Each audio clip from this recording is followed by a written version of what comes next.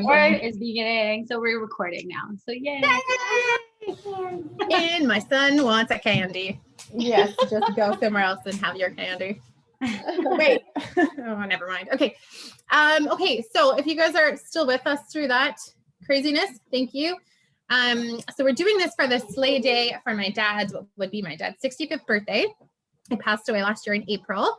And I wanted Anuschka and Nicole to come on and do this with me because why? You guys share similar stories in a way to me. So Nicole, can you share a quick version of your story and how we connected so everyone knows who you are? Yes. So for those of you who don't know me, my name is Nicole Zahowski. My story started kind of back in childhood. I grew up in Rocky Flats, Colorado. Well, I didn't grow up in Rocky Flats, but I grew up outside Rocky Flats. And I believe as a result, that is why both of my parents have since passed from rare and aggressive tumors. My dad passed in 2002 of colon rectal cancer when I was just before my 20th birthday. And then I lost my mom in September 2019 to glioblastoma, which is, for those of you who don't know, brain cancer, terminal brain cancer. And Laura and I connected because Laura lost both of her parents last year to glioblastoma. And through my journey, one of the tools that I found really helpful was the Glioblastoma Survivor to Thriver group. And in that group, I connected with Anuschka. And so ever since, I've just really loved her story because she is a 3.5-year glioblastoma thriver. So yeah. I like that you said thriver. Thriver. Well, she calls herself Thriver, right? You go by Thriver. That's what you prefer? Yeah. Okay. And I think that's the name, the group name too, right? Survivor to Thriver. It is. It's Survivor to Thriver. Mm-hmm. And that's kind of what set it apart from other groups for me, was just that layer of added hope. I was like, okay, I want to be a part of this and see what's going on there. And I had no idea what opportunities and connections would unfold for me, I've dropped out of other support groups, FYI. Me too. Me too. Because of the negativity, right? Mm-hmm. So Anuschka, can you speak to that then? Share your story if you don't mind, because yours is quite miraculous. I'm not gonna say miraculous because that's not the word, but magic. It's inspiring. It's magic. It's inspiring. So share with us why you were in that group in the first place and what brought you to leave it, because that's why you're here. Yeah, so about 3.5 years ago, as Nicole mentioned, I went in for an MRI because I was having migraine type headaches, vomiting, and I just wanted to get a peace of mind more than anything. And instead of the peace of mind, they didn't let me leave. They actually escorted me to the emergency room and then the ICU shortly after. And I had surgery 5 days later. So it was really quick. And the diagnosis was the glioblastoma, which thankfully I never read about it when I was going through it, because when you read anything on the web or anything out there, it's like, it's the worst cancer you can have. And I do this because I don't believe in labels anyway. I don't believe in prognoses, but that's what my diagnosis was a glioblastoma. It was an avocado-sized glioblastoma. It was not small. Thankfully, they were able to surgically extract it all, plus the margins, which I'm so grateful for, because I know that's not always the case with many people. And I did go through all types of conventional treatments. I did do chemo, even though I'm very holistic and I do the alternative approaches quite a bit. And I definitely got a lot of crap from people because I chose chemo. But my intuition, everything inside of me was to do it. And so I did. And I did radiation, I did chemo, I did Optune. So these are all the Western side, right? But also did a ton of energy work. I completely changed the way I ate. I got way more spiritual. I started thankfully getting more spiritual before that and believing the universe has my back and everything's always working out for me magically. These are the mantras that I still carry on till this day. And I completely, it was a rebirth for me personally.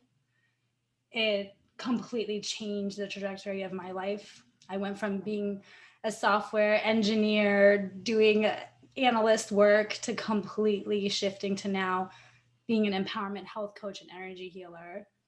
And my passion is to work with those that are dealing with such diagnoses, life-altering diseases that completely can stop someone in their tracks, and really showing them that there is another way, because I'm living proof of that.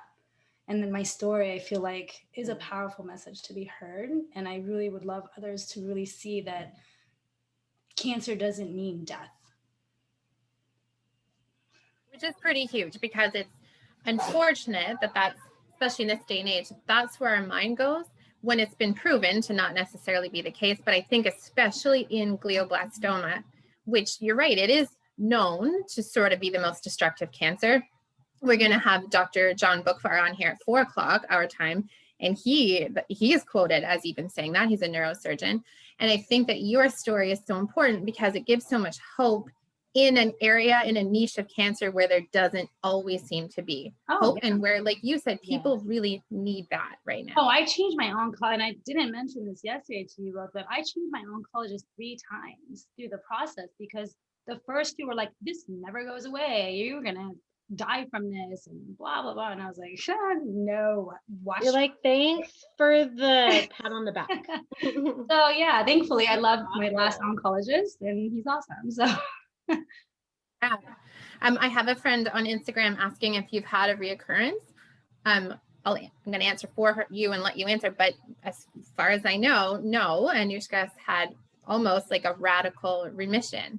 Right. So here's like that word, but I don't care for the word remission. I'm all about energy of words and whatnot. I say I'm healed. Words are powerful, right? I am healed, I am cured, and that's what I live by. Now, here's the thing, and I think Nicole and I were possibly friends on Facebook at this time, but last year around this time, we did have a scare. And I was part of that. So it's interesting because I got so much out of this in hindsight, but I'll explain what happened. So we go in, they saw something. They're like, oh, something is there. There's a regrowth. And of course, I go into fear mode, as many people do, especially for me. It wasn't even about, oh my God, I have a tumor. It was like, what did I not do right? What did I miss? Because I do everything. And the belief system I have, like, I was just blown away that something like that would come back. And the whole time, because I am highly intuitive and someone, I would say I'm a channeler too, everything kept saying, this is a gift. It's scar tissue. This is a gift. It's scar tissue. 4 months later, after 3 or 4 more MRIs, that's what it ended up being, was scar tissue. And there was so much of a gift in the whole experience of it for me, because I really got to experience the fear that most people experience. I didn't have that opportunity the first time. I didn't have the chance to process because it happened so quickly. So now it allows me more relatability with people. So that to me was everything. And I feel like I did even another layer of healing through that process. Like whatever remained was gone. You went on yesterday on Instagram. You go live on Instagram quite a bit. You guys should go follow Anuschka. I'll put her Instagram handle, everywhere when we're done this. But you went live yesterday to talk about, and Nicole, I think you watched it, how cancer is a gift, and that's what you called it. And then you even started out saying, I'm kind of uncomfortable saying this and talking about this. So so you're saying that recurrence was a gift, or that scar tissue that looked like it could have been more. Explain that, because there's a lot of people watching this that are like, I'm not feeling too gifted right now with this 100%. Brain tumor or this. Yeah. And while I was going through it, hell no did I think it was a gift, by the way. Like when I was going through it, I was doing everything to stay positive. I cried my eyes out. I screamed at the top of my lungs. And later to learn that all of this was actually releasing. And I actually have my clients go through these exercises. I have them take on anger release, taking control of it, get rid of resentment, all of it, right? So going through it, I never thought of it as a gift. it's always now, like this last year, I've learned to just constantly, with anything and everything that happens in life, constantly ask, what's the gift in this? What's the gift in this? And getting more and more connected and being open to the signs that come our way, right? So for me, the gift was that it was a rebirth. I always wanted to be like really healthy. And I was like, I used to drink a lot. I always say I drink for 2 lifetimes. So I'm good. You told us that yesterday, I think. So it's like I feel like I'm the best version of myself. And of course we're always growing too, right? So I'm constantly like doing the work. And I know that I wouldn't have gotten here as quickly as I had it not been for the experience that I had with this tumor. So that's so profound. That. Yeah. And I love even watching you get so emotional about it. And I'll just give you guys a full disclaimer here. If Anuschka cries, Nicole will cry too. All good tears, I say. These are they're all good. And love. There's a gratitude though, because honestly, like I love what you say about the gift. That is something that I try to look for in my life. I mean, I haven't had an easy life either. And, you know, truly, and that might sound strange to people, like the gift through my mom dying of brain cancer in 5 months. There were so many gifts along the way, like even going through the process. And the beauty was that I was able to see it as it was unfolding. Like it, even some of it wasn't even like, okay, I've had a year to like really process this and okay, here's the gifts. No, like even in real time, I was experiencing them. So I love that you just so authentically share that. Yeah, I do too. And wouldn't you guys both say, okay, my kids are really loud here, you guys, in the background. Yeah, and if you guys hear any background noise, FYI, got a full house too. Yeah, you'll hear a dog at some point too here. So it's all good. Let's all be really real, that we're all really real. Oh my goodness. I don't know why I thought taking them home early was a good idea. I was just going to ask you guys something about wouldn't you say too that all of those gifts, almost all of those gifts come from personal growth, right? Like the gift is the developing that we go through as people through these unimaginable processes. Totally. I believe this is the other thing that came to me again, I channel, right? After this scare, I had this whole thing of like be forever healed and whatnot. And I'm like, no, like after what I went through, I'm like, life is a healing journey. Like we are here to literally, if you see an onion, right? An onion with layers. Well, we are an onion with infinite layers. And we're constantly peeling and healing one layer at a time until we die and so forth and transition into other lifetimes. And that's just how I see it. Life is a healing journey. And so there's never going to be an end. And I use a hashtag of grow or die because I will always choose to grow until I die. We're all going to die, right? That's guaranteed. Yeah. Can we circle back to your treatment, because you are obviously so spiritual, so connected, so holistic in your approaches to things. I love your attitude of, oh my God, there's so many things you say that I could quote for days, but like, okay, we'll get to frequency in a minute, but let's go right to chemo, because I was telling my best friend today that I loved that you said this to me yesterday. You said that when you did chemo, even though that was presented to you as like a modern standard boxed treatment that they do in our Western medicine, even though we wouldn't have thought, knowing what you do, that that's what you would chose. You chose it because intuitively that's what you felt like you needed to do, but that you were able to not look at it as a poison, which so many people view chemo as a poison, and that you talked to and blessed your chemo pills every single night. And what did you say to them? Because I loved hearing that. Yeah, absolutely. So, and I actually shared about this yesterday too. Like, what if we looked at chemo as not poison, but rather partnering with us to heal, right? So I would every night, like, I don't even know, for several minutes, I feel like sometimes like 5-10 minutes, who knows, but I would literally put them in my hand and I would bank my pills. And you can do this with injections too, right? Like, it doesn't have to be pills, because this is specific for, I feel like, more glioblastoma or brain tumors, right? Whereas a lot of people get the injections, and you can do the same with that. It's like, hold on to the bag or whatever that looks like, right? And I would actually say thank you and be very grateful to these pills, because I knew the whole purpose of the pills that I'm taking was to actually heal. And I was so grateful to have my body partner with these pills with the entire time, the intention that I know I will detox afterwards. But right now, it was something that was necessary in order to get to that next level. And so I would do that every single night before I would take the pills. And for me, that's so important for everyone. That's something I definitely coach people to do as well. Like, if you keep saying, I'm putting poison in my body, well, what do you think your body's going to do? How do you think your body's going to react? Our cells are always listening to everything we think and say. So that's really crucial to actually have a really good relationship with the chemo that you're taking, or anything that you're taking, really. That includes food, by the way. It's like having a healthy relationship with anything that you put in your mouth or on you, right? So to me, that's really important. And our thoughts are so powerful and they can manifest. And I thought that was really cool that you looked at it in such a different way. Because I would have met you, talked to you, and thought she didn't do any chemo. There's no way she did the standard practice of, you know, I know, I'm like, I did it all. That's why it's so easy for me to be relatable, right? And I always tell people, follow your intuition. Like, this worked for me. I'm one individual. In that moment, that's what it worked. If it ever were to come back, right?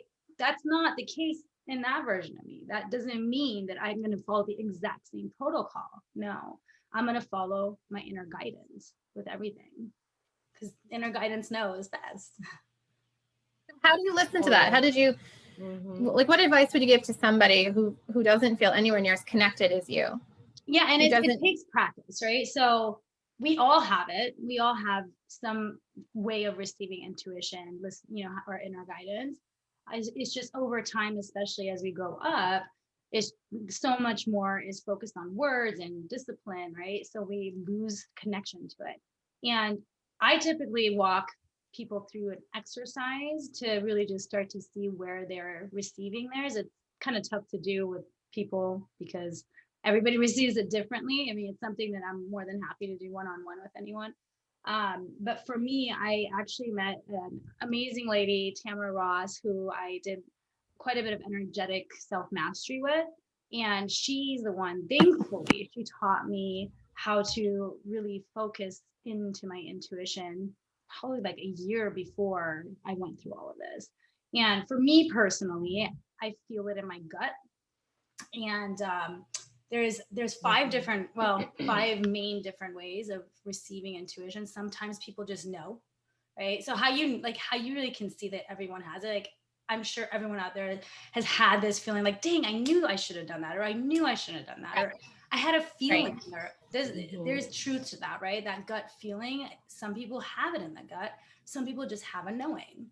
And some people feel, right? Some people feel others. Some people see, right? See words, see objects and whatnot. So for me, I mean, it initially started with the gut feeling, and now I just see words. So for me, it's like, because I do it so much, and with everything, I'm always asking questions and tuning in to see literally what comes up for me.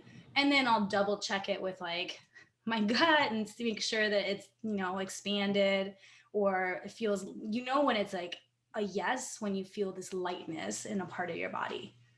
Whereas if something is a no, you're most likely going to feel contracted.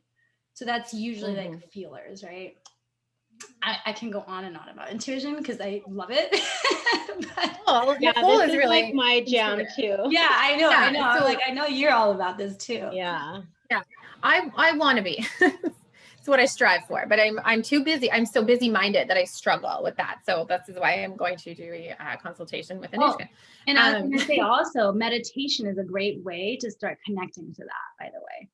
So like, or even just getting quiet, breathing, doing some breath work, like some exercise to really just start tuning into your body. That's usually the that's usually the exercise I do with people.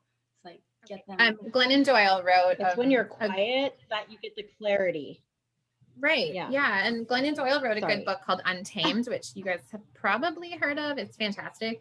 And she talks a lot about that in that book, just being still and feeling in your stomach, like in your gut, whether it like is contracting or relaxing as you bring up these anxious thoughts or uncomfortable thoughts. Nicole, you're really good at that too. So what is sort of your practice for just becoming intuitive? I know you were able to connect really well. So similar to Anuschka, like, I mean, I had migraines since I was 3 years old. I was diagnosed with migraine with aura at age 3. And I was in and out of children's hospital all the time. I had all kinds of weird reactions to stuff, allergies. And I told myself that I was never going to live to see adulthood. It was like this message that I kept telling myself. And I was so sick. And it was right around like my early 20s, I had this massive awakening where that just kind of like shifted for me. And in the beginning, it would almost feel like just like knowing, like how she was describing. But for me, as it's developed further, like I do muscle testing too. I'm sure Anuschka, you probably do muscle testing. That was kind of how I started, was with muscle testing before I was really muscle clear. testing. Yeah, really quickly. So what is that? I mean, basically, you could do it a few different ways. Some people do like test like with your finger. Do you do that one? I do. Yeah, I do so many. new. So the easiest one to teach is this, like you just hold it, or this is what some my friends do. They'll go like this. Yeah. And just say like, do the link. they Okay. do the link. So they're like, okay, yes. Yeah, I've seen no, that too. No. And then that's how you know, right? Yes. Uh-huh. Like if you do it right now, Laura, just go like this. Just ask your body, say, show me a yes. Show me a yes. Show me a yes. And then say, show me a no. Show me a no. And keep pulling as hard, just as much.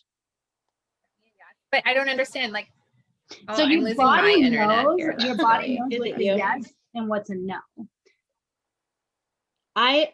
Personally, the one that worked for me was one that my therapist taught me, where I stand up, close my eyes, the body, just kind of my body will lean. Yeah, that's the one I teach the most. And so now that kind of helped me to understand what resistance felt like in my body. So for me, a no is usually, sometimes I can be like, is this a yes? Like, I'm really not sure. But I know when it's a no now. I'm like, yep, that's not for me. I'm not even going to try it. So, yeah. Okay. So interesting. And Anuschka, real quick, learn. And I think a lot of us, I don't know for you guys watching, like. Oh, you cut out. Is it delayed? I don't know. Now you're here. Okay, good. How old was I? Hold on, let me think. Yeah, when you were diagnosed. Sorry, Laura. I just was like, I don't think she mentioned that. Wait, what? 36? I was 36. Yeah, I just turned 40. Okay, so we're So yeah. We froze. Nicole's frozen. Nope, you're back. Okay. Okay. So how old were you? I was 36. Okay. Cool. Thank you. Yeah. So this was 3.5 years ago was her GBM diagnosis. Mm-hmm. So what do your scans look like now? Oh, where are you at now? Yeah, so I actually have my next one scheduled. This last one, he said that I can push it out for 4 months. So yay. Even though like after the scare, we didn't know what was going to happen, right? I mean, I still have a cavity there, and it's like fine. At the beginning, I remember I was like, my brain's gonna go back to being full, and I really don't care at this point. Otherwise, they look great, other than that scar tissue, which we'll see if that's still there or not in March. But yeah, I mean, thankfully, and so one thing I do on the days that I go for an MRI, while I'm in the MRI, I meditate. And it's something I do teach as well, is like going in there and meditating and really, again, just envisioning that this is like a beautiful, bright, white light that's coming down is what I focus on. And it's so many times I'll zen out to the point where I don't even hear the beeping sounds anymore. And it's amazing. And I try not to fall asleep because I don't want to move, because that's right. But it's like so zen that I seriously sometimes don't even hear the sounds. And I believe that that's really helpful for many to take that on rather than going in there in this little tiny space already, right? And getting all anxious. So it makes a huge difference to do that. I just had a like 2.5 hour cardiac MRI. It was honestly not a good experience, but you meditate first? I do. And I try to meditate in there, and usually I'm in there for an hour. But then after that, and it's cold in there and you have to pee, then it's like your mind just starts, you know, when you're uncomfortable. But I do that too when awesome. And it works for me. Yeah. Yeah. Having to go now, that sucks. Like, I know, thankfully. Yeah. Especially when it's cold in those rooms. I'm hoping that doesn't happen like right now, even on this live. Nobody wants to get up and go pee. Right. But Anuschka, like even with all this intuitiveness and these gifts and this ability to meditate, you're a human being. So do you feel nervous when you go back for these MRIs? Do you feel what, like the anxiety that a lot of the rest of us would feel? I didn't. I hadn't. Now I don't know. We'll see in March because I hadn't. And then that whole scare like threw me for a loop because I was so not expecting that, right? So the few MRIs that I had after that one, because they had to do like a specialized MRI and all these things. So those ones I was a bit more nervous around because I didn't know, like I'm going into something, not sure if it's actually a regrowth, even though everything inside my body was like, no, it's not a regrowth. But then you see the scan and there's something there, right? So we'll see. I don't feel nervous. Like even sometimes my husband Ashkan will make comments like, well, like, what if there's something coming? I'm like, it's not going to. Like, I have such this strong belief that no, I'm done. I've done the healing work around it. I'm healthy. I'm good. It's not coming back. Like, I know that deep inside of my heart. And I don't know. We'll see on that day how it goes. It's on St. Patrick's Day. So. Okay, well, we'll send good vibes out for you too. I always post about it too. I'm like, yep, posting all the highlights. Yeah, you've seen it. You've seen it.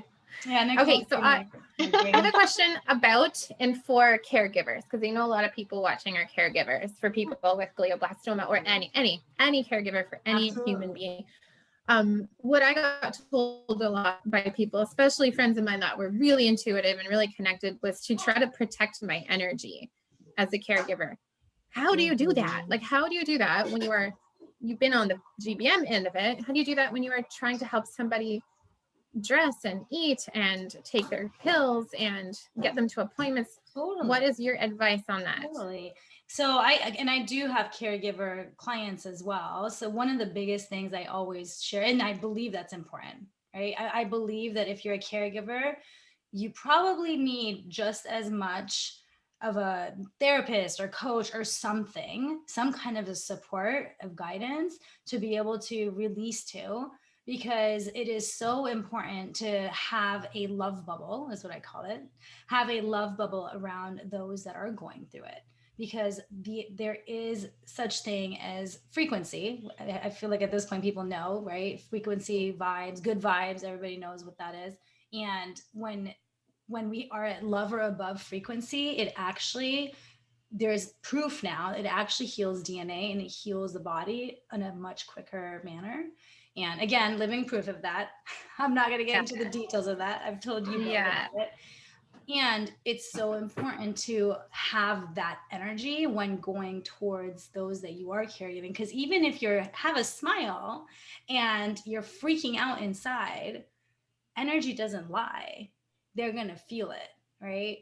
And so that's why it's important to be able to have an outlet somewhere outside of that and really self-care first, right? No matter what, you got to take care of yourself first. Because if your cup is empty, you're not going to be able to pour love out to anyone else, right? So you got to still take care of you first, as hard as that sounds, because of everything. I've posted about that and talked about that, and that's something I struggled with, because when people meaning well would say you really need to take care of yourself or practice some self-care, I found at the time, for me, I have 3 little kids, 9 and under. I had 2 parents with brain cancer. I had one that was living in my home and I was taking her to daily appointments. I have a husband. I had 3 jobs. Yeah. I kind of felt like reminding me at the time, it felt like reminding me to practice self-care was just adding another thing to my to-do list. And I think, and I want you to say whether you think it's okay or not, can the self-care be, but what fulfills me right now was taking care of my mother, taking care of my father. Can that be the self-care? Because you kind of are in a position where you think, well, when am I supposed to have a bath or a nap or read a Right. So that's the thing, right? So self-care is different for each. Does that make sense? Yeah, totally. So self-care, and I know we keep having some glitchiness. I don't know what's going on, but self-care is different for each person for sure, right? Some people My connection. and yeah, can you hear me okay? Yeah. Is it good? Very good. So if you look at like the 5 love languages. Yeah, me? Yeah, I think we have a delay, but it's working. It's fine. But there's I'm sure you guys have heard of the 5 love languages. Oh. Right? Yeah. Yeah. Yeah. All right. Okay. Yeah. Is it that glitchy right now? Are we that glitchy? Well, I think it's just a delay. I think there's just a delay of some kind. So yeah, it's probably my not very good internet connection. Sorry, guys. Oh no, you're good now. I think now you're back. yeah, so it's good now. one of the 5 or one of the loves. Oh my gosh. Like Love languages. languages. The love 5 language. love One of them is languages. acts of service, right? So that may be something that's going to make a difference for you. And if let's say you're not getting any sleep, like if you're getting like 2-3 hours of sleep and you're still trying to do things for someone else, well, you're not going to be able to. Your body just won't be able to take it. You still are human. You're not a robot, right? Mm-hmm. So that's why you still need to do some type of self-care, even if it is, I'm just going to spend an extra 5 minutes in the shower and doing some breath work, whatever that looks like for each person. Because I can imagine with everything you went through and so many responsibilities that you have, it's tough, 100%. And it's also doing that is not just for you, it's for everyone else too, right? Because if you're like, the last thing that anyone wants is for you to also get something and right and then end up in the same place. So that's why I always say that, especially to like one of my clients. I'm like, last thing you want to do is for her to lose her mom right now, right? So it's like you got to also just be willing to just take care of yourself, however that looks like to you. Now you talk about, and I know you wanted to talk today, and I really want you to talk today too, and I know Nicole feels the same way, about raising your frequency. And you have like, you sit with your clients and you make them all write out like a checklist almost. I do. Well, it's like there. frequency list, and like I'm wondering if I can just even share it, but I don't. I'll go through it because then we're like sharing in all kinds of places. So yeah, so this is one of the things that I do, and this is more the spirit side. So if you see my background, I'm all about mind, body, spirit. Right. So for me, the mind, body, spirit, to be fully healthy, you got to balance all 3 and heal all 3. You can't just focus on one part and expect everything to just be all good. Spirit part is also energy and frequency. What happened? I heard it. You just froze. I did? Yeah, for like the whole time. No, for me, no, I actually heard everything you said. And really? Nicole, you froze for me. Oh, I did. Okay, so it's me. Sorry. Okay. So back to like the spirit piece, right? So that's all about energy and frequency and everything like that. I really got into that work. Oh my gosh, I love how everything like in life aligns. To me, I see life like a zipper. Things just come and it's just, they come at such perfect timing. And I learned about raising your frequency again to love and above, right? Why I say love bubble, because that's the healing frequency. So love, joy, peace, gratitude, all these are really, really high frequencies that are healing for the body and for the soul and for the spirit and all of it, right? And there are some universal ways of raising your frequency. And one that we all can attest to is nature, right? You go to the ocean, you go to the mountains, whichever one you are. I'm an ocean gal. And you just automatically will notice a difference, right? Breath work, that's another big one. Like, I don't know anyone that will take a few deep breaths, like 5 to 10, right? And not feel so much better and so much lighter. Meditation, that's another universal one. Dance, music. Well, music, dance, maybe some people get uncomfortable, but really music, right? There's high vibing music. There's actual frequency to music. So this in itself is amazing for the body. It will raise your frequency. Acts of service, like I was saying, just acknowledging others, that will raise your frequency. It does, right? I'm trying to look at this. Oh, expressing gratitude. That's another one. I always actually say, hey, maybe start your day out with 5 things you're grateful for. Expand to 10 things you're grateful for. That will raise your frequency to the gratitude, right? And then there's ones that are, oh, and there's food, by the way, too. There's high frequency food. So okay, I thought you meant like treating yourself to junk. I feel good with this bowl of ice cream. I do believe in treating yourself. I live an 80-20 lifestyle. I do not believe in that being 100% anyway. I'm like, if my body wants it and craves it, I'm going to give it and I'm going to feel good about it, not feel guilty, because that's the key, right? You don't want to, guilt is like one of the lowest frequencies, like down there with shame. I'm trying to see what else, but yeah, just speaking to people that have positive, high vibes, having conversation. Like you'll see me, I don't know, maybe I've become a snob, I don't know, but it's like if someone is constantly complaining and negative, I just don't want to be around them. Like I don't, because I'm like, why would I do that to my body? Why would I do that to myself? Now I may have conversations around it first. I don't want to just cut people off, right? Because maybe they're not even aware of it. And if I notice things don't shift, I'm just gonna remove myself from that, because hey, everyone can live their own life and that's totally fine. But again, everyone has something that's unique for them too. Like with me, dancing, I love dancing. It's like my soul's language. I've seen some of your videos. Oh yeah. Okay. So you have. Yeah. Yeah. So I used to awesome. do a lot of Persian dance performing as a kid, and I still just love it. It literally is one thing that puts me in another world. I can't even explain it. It literally just takes me away from everything. And then volleyball is another one for me that if I do either one of these, like I'm a new person afterwards. Yeah. So then I would always say, okay, well, list 10 things at minimum and include things that are unique to you, right? So each person has that. And then when you are feeling down, when you are feeling crappy, when you are having a bad day, in those times, go look at the list and see, okay, what can I take on today? Like if you're on chemo and not able to move much, you don't want to go take on running, right? But you can go and call someone that's positive. So then it gives you options. And that's something that I highly recommend for anyone to do in their life. So that's your homework. Everybody should get a piece of paper and a pen today while it's fresh in their mind and write this list down. Write your frequency list. What do you call it? Just your frequency list? Raise my frequency list, yeah. I love it. I love this whole idea. So you do volleyball, you do dance, you do beach. Nicole, what are some of your sort of go-tos? Personally, nature for me is huge. I love to go on walks. Water for me is particularly healing. Before COVID, I was swimming like daily for a while. That was a great outlet. And then when my mom got sick, I kind of fell off with that. And then with the pools being closed. But for me, being in the water is like, there's just something about being in the water that gets that energy moving and flowing.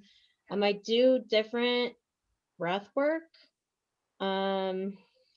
Gentle stretching for me is really good. I love to write like you. That's something that's very therapeutic for me. And through my journey with my mom, like journaling,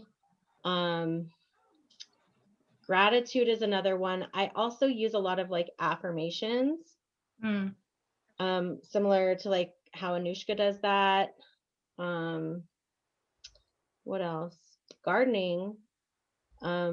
Although this summer we did this like 12 by 24 foot plot, and I was like, okay, we're sitting this year out because it did become a little bit much. But like you with the plants, I just love nature, I guess. So, and I do also one thing that I started doing that I really do actually find meditative is making malas. So okay, can you show yours, because not everyone will know what that is. Yeah, I mean, So here, and this one actually is kind of special because I made it in honor of my mom. It's all tangled, of course, so let me get it off. But That's awesome. yeah, they're just kind of like prayer beads. And so each one has a different intention. I put a little charm on it, but each one has different intentions and like a different frequency, right, associated with whatever stone or mala. So like right now in particular, I'm doing one, I can't remember what stone it is, but it's a courage mala. So it's, I mean, it's bright, it's red, it's got orange in it. Fun. Yeah. Fun. And it's just such a good like habit for you to have. Yeah. Do something that is important to you. Okay, so we're gonna have to wrap this up soon. What about you though, Laura? I'd love to learn. Yeah, Laura. What do I do? Oh gosh. Well, I'm a hockey player, so I play hockey. Obviously I play hockey. I'm a hockey player. But not right now because of COVID. But that is one of my big, always all my life. That's been one of my big build me back up things. You guys froze. Can you hear me? Yeah. I'm gonna wait and make sure. Okay, can you hear me? Yeah. Mm-hmm. Yes. Yes. Okay. Mm-hmm. So hockey guard. My internet is like telling me it's angry. I am a horticulturalist, so any gardening or plant work I love. I feel like I froze again. Yeah. Am I frozen again? We can still hear you. We can hear you. Yeah. You're Just frozen. It's the video. Uh-oh, now we can't hear you.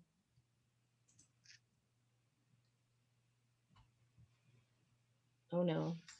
Did we lose you? I hope not. I hope not. Here, I'm gonna message her real quick. Okay. I know she does like, she also writes. She's a really good writer. That's awesome. She's working on a book that her dad actually was finishing and wanted to get published. Maybe she'll call back. Yeah, she'll probably jump back in. Yeah. Okay. That's awesome. Yeah. Yeah, so she likes to do that, I know, but other than that, I don't know what else. I wonder if she's gonna get back on. Let's see. Sorry, guys. Technical difficulties here. We're literally in 3 different time zones. We are. I'm in Colorado, Anuschka's in San Diego, and Laura's in Ottawa, Canada. So almost all the time zones. Right? Yeah, literally. What are we missing one? Like one. She said got booted. Huh. Okay. Interesting. She says she's trying to come back.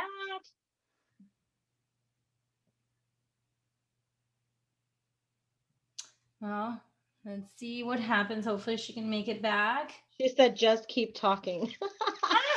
So I guess we'll keep talking until she gets back. So yeah. And then she can join back in and tell us, I guess, more about what things help raise her frequency. But one thing I did want to say, I guess, that we can talk about in the meantime until she jumps back on,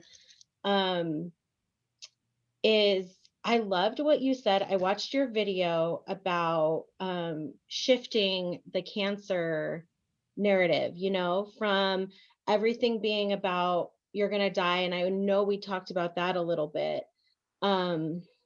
But I think also it's important because I know not everybody is in the same place on their journey, right? Like you mentioned, there were times where you were angry and yelling out, and it's important to work through that, you know, those negative emotions to get release. But maybe you could like speak to people who are in that place. You know what I mean? Because all this stuff is great. But I even remember when there was a time and I was in the support group thinking, yeah, good for them, must be nice. You know what I mean? And I think that is really hard when you're in that place. Totally. And so I'll just speak to how I coach my clients that are dealing with it, right? That are newly diagnosed, for instance. And one of the biggest things that I always say is, well, first and foremost, because it's usually coming from a fear place, right? Yep. So first and foremost, we go through a release your fears exercise to really have, and I get it. Some people are like, but it's real fear. But it's not, right? So if something is not happening right now in this current moment, like if someone had a gun to my head, that's real fear. If a tiger or lion is chasing me and I'm like ready about to get eaten, that's real fear. Anything outside of that where we're thinking it's going to go a certain way, that's Is a story. it's a story that we create, and it's only one version out of all the infinite possibility of versions out there, right? And so that's one of the main things that I do first and foremost talk about, and then creating the ideal future vision. That's part of the whole exercise. And so that's really important to really just start to recognize that. And then actually feeling, because my thing was I was scared to be scared because I knew too much, right? I'm like, oh my God, if I'm scared and I'm scared to die, then oh, there she is. Yay! Okay. Awesome. Oh, Yay. I'm back. Okay. You're back. Sorry. Our Oh. internet completely just kicked me right out, like shut me completely out. We're glad to have you back. I was we just are. sharing with Nicole, like for those that are going through it currently and they're in this kind of like victim mode is what I would call it a little, right? Okay. I was there. Yeah. And I was just explaining how I first and foremost will go through a release your fears exercise with them because fear isn't real. And there's more in the live. So if you want to listen to more of it, you can, Laura. But then one of the other things is really just accepting what's happening and the facts of what's happening, because it's okay to be afraid. If you keep resisting that fear, it's never going to go away because what we resist persists. And so it's actually allowing yourself to feel the fear and then really get clear on, well, what am I actually scared of? Right. And then getting angry. Get angry. People that are dealing with this stuff most likely have a lot of anger and resentment built up anyway. And it makes a huge difference to start to feel it, scream it out, cry it out.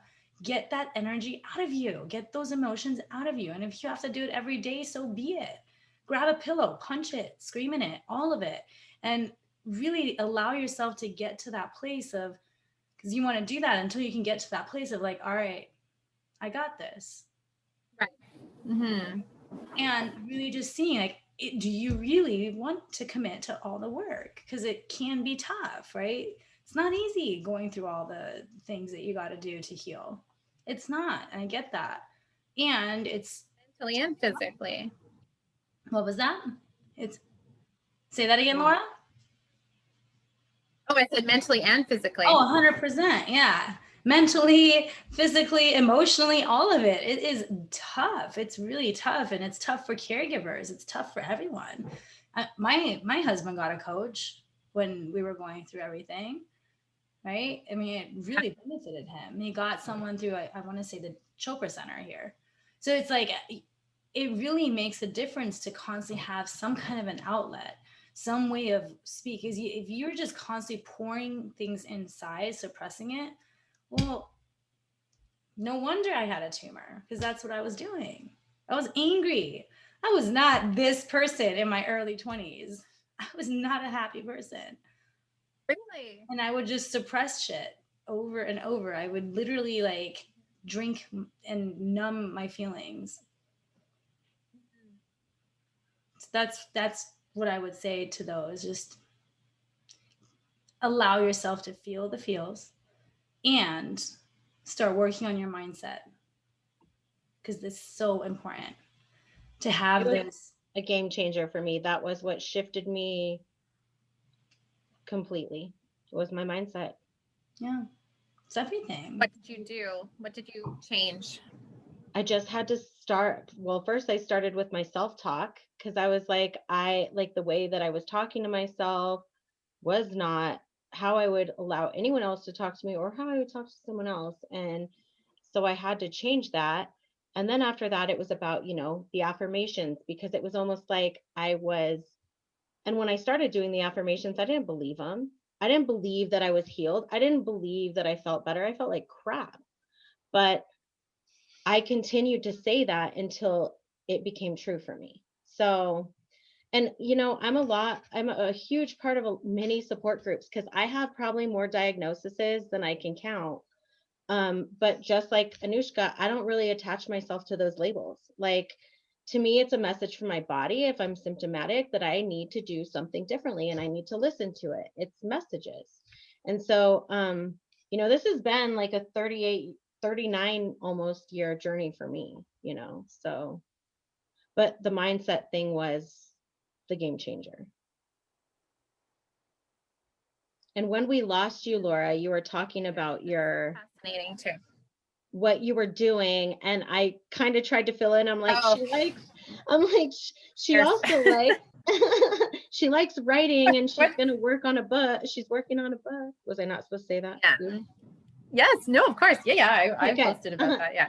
Yeah. I'm working on a book and I do love to write. And who knew? It's kind of like Anuschka for you. It was like, my brother is right in front of me over here. And I have a feeling I'm going to say this and he's probably shaking his head like, you're such a loser.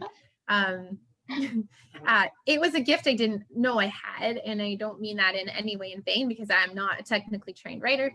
I have more typos than a 7-year-old would have writing texts. Richard is like already laughing. But yeah, I started to post about my dad, and then I started to post 14 days later about my mom, and I did it from such a vulnerable place. And I think that's just it, is that people are afraid to be really, really vulnerable. People really fear vulnerability. They don't know how to feel it themselves. They don't know how to show it. People associate it with weakness, and people don't know how to handle somebody else's vulnerability. Although things are shifting more and more these days, thankfully, around that. I think so. I really do. And I think it's such a beautiful thing. And I think, here's one of mine here. I think we have this great opportunity to lead that, like to really be leaders in that area and to show people that vulnerability really is a huge strength and something, like you said, tapping into your fear and your anger and your frustration and all of those feelings. Because that's real, right?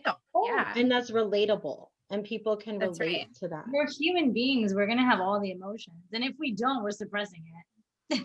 And I love vulnerability. Like, and I specifically love Brene Brown's work. And her book, The Power of Vulnerability, and how she talks about how it is literally the breeding ground for connection. Vulnerability is how we connect. To feel free to share. It gives this like safe space for others to share what they're dealing with. And that's why I say that all the time. I'm like, vulnerability is power. It's not weakness. There's so much power in it because you're literally allowing someone else. You're like opening up your heart to someone, which then makes them want to open up their heart to you. It's such a beautiful connection, like you said, Nicole. Yeah, it is. And the connection, especially in a time like this when we can't physically inside. I don't know how you guys are where you are. You're in San Diego and Colorado. And I'm up in Ottawa, Canada. And right now we're in full lockdown. I mean, my brother is allowed to be here because he's a single person. And this is like the one house he's allowed to go to outside of his own house kind of thing. That's where we're at. I did a virtual with my neighbor this morning on an interview because I can't even walk 4 houses down and sit with him. So I think the connection right now is so big, right? We need that. We crave that as humans, and it gives us purpose and it feeds into so much of our soul. And this isolation thing is really hard for people. So that is another thing for me that raises my frequency, is connecting with people. Yeah. And you play the piano. Like me. We share that. Call it playing. I have a piano. We did grow up with a piano. I now have that piano in my home, and sometimes yeah, mine gets a lot of that too. Yeah, and it has been actually a really nice way for me to feel connected to our dad, to sit, because he's the one that taught us to play and had us in lessons, and it was his piano. So to sit and play that has been nice for me. But mostly it's physical activity and it's people. I'm an extrovert. So those are sort of my. What's that? Oh, me too. I'm like What did 98% okay. extrovert. Like I would even say 100%. I'm an INFJ, so I'm literally like an introverted extrovert. Yeah. Like I'm extroverted, but I'm really low key introvert. You know? Mm-hmm. And then you can be an extrovert who needs your own space too, right? Yeah, like I'm a chameleon. I can really like do Yeah. either, you know, like I'm not so introverted that I can't be social, but yeah, I do need my downtime and I need a lot of alone time. So Yeah. I didn't think I needed that much alone time until school was, you know, COVID and oh, you learned real quick then, right? Yeah, and then I realized, you know, I'm gonna need a lot more alone time than I thought. So, okay, so we're gonna have to wrap this up. For anybody who is watching this and knows what we're doing on the Slave Foundation page today, we are going to be, the plan is that we're going live with John Bookfire. Now that was supposed to be now at 4:00. He did, while we've been doing this live, he has been texting me to say that he is stuck in the OR. This is about as real life as you get, you guys. Hard to be mad, right? Because he is working on people's brains. So hard to be mad, but he is stuck in the OR. He said he will be probably not before 4:30. So if we can, like, we are definitely not going live with John right now. But we will get him on as soon as we can if he's done at a decent time, because at 5:25 Eastern Standard Time, the sun is setting and we will be doing a virtual toast. So at some point, hopefully this evening, we're getting Dr. Bookfire on live on the Slave Foundation page. On Facebook, I will try to live stream it if my internet cooperates. But either way, so that will be late, but we'll have to wrap this up in a minute anyway, because I know even though us three would stay on here for the next 7 hours talking about all this stuff. Or longer. Yeah.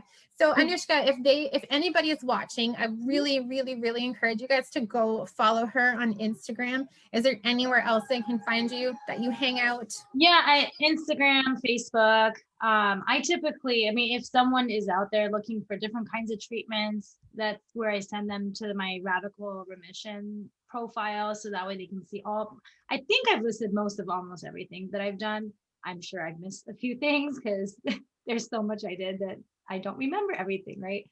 But that's another really good one, which I can send you all the links as well. But yeah, I mean, Instagram and Facebook are my main ones, really. Maybe if you could post the links in the comments, maybe, so that people definitely.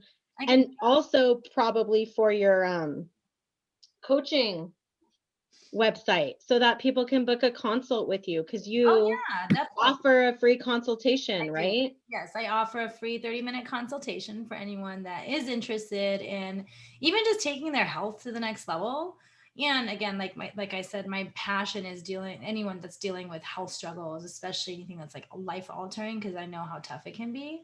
And so if someone's out there and is like, look, I just need some extra level one-on-one coaching support and all that, then that's what I do. Yeah. So we're gonna and post she's all awesome. that. She is like, just real quick, I have so many friends like in the, you know, in this industry, in this line of work. A lot of my friends are mediums, do different energy work. And so it's really hard for me to be really, really impressed. But when I met with Anuschka, I was just like, oh my God, her intuition is, yeah. So I highly recommend it to anyone. Laura, I already told you, you need to get on her books. So yeah, she did. Okay, I am switching gears. I just got a text saying, okay, I'm getting on Facebook right now. Acknowledge you, Laura. Though I really want to acknowledge you. And I really admire what you've done, and you're a thriver in my eyes. Like, thank you. I was just telling my husband about you, and I was just so like, wow, this woman is amazing, and what you did after going through what you have gone through. And I thank you. Thank you. I really look forward to collaborating more with. I know. Me too. I am so excited. Thank you both. And I just want to acknowledge your dad too for his birthday, and I'll be toasting with you. And I love you, and thank you both for doing this. I love both of you. You both are like amazing. I love our conversations. Getting emotional again over here. Yeah, nope, look, no crying. I'm not crying. You are totally allowed, so it's okay. But, Okay. yes, I love you guys both. Thank you so much for doing this for me here, and just for doing this in honor of my dad and for me and my brother, and it means the world to us. So Thank you guys. hopefully everybody found this really beneficial. I know I did. Bye. Bye. Okay, thanks guys. Bye. Okay, we're gonna go jump on with John.